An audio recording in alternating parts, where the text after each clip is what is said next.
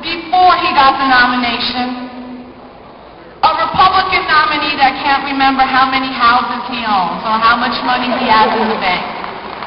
Aren't we all so lucky? My generation will be the first generation in 60 years that will have less home ownership. More black farms have been lost in the last 25 years than ever.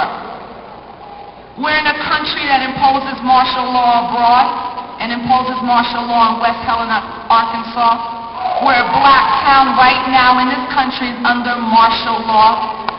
And we're a country and a government, a criminal syndicate that sits in that office.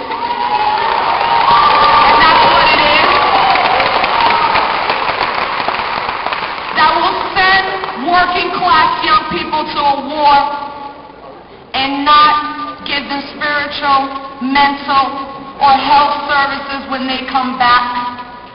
Won't even provide a job. Won't even deal with the women in our military who are being assaulted and raped and murdered. Our generation, I'm not just talking about the hip-hop generation, anyone 16 or 40 is not allowing this to happen anymore. Denver spent $50 million to stop protests. With $50 million, Denver could open 5 hospitals, 10 new schools, 20 new... Everyone in Denver who has no food, clothing, shelter. What are they afraid of?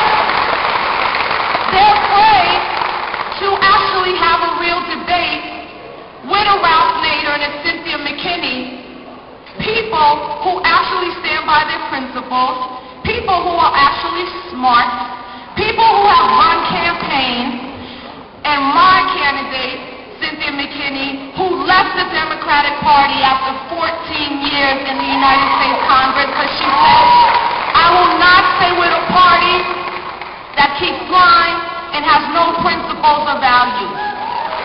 So, the young people in this room who are not caught up in the hype, it's not my job to tell you what candidate to pick. It's my job to say that unless it's a Ralph Nader or Cynthia McKinney, then you better start getting in the trenches for what we call a real long-term struggle in this country. And we do not reward people anymore with our vote. Our vote is very powerful. I'm born Puerto Rican. I'm an American citizen by birth. The people on the island of Puerto Rico cannot vote for the presidential election. 2.1 million Americans are disenfranchised every 4 years on the island of Puerto Rico. But here go these 2 fake candidates during the primaries, go to Puerto Rico, make promises to the people that they knew what they were lying to those people. Why would they even want to make promises to people that they say can't even vote, that are still under the colonial status of the United States of America? So, I am honored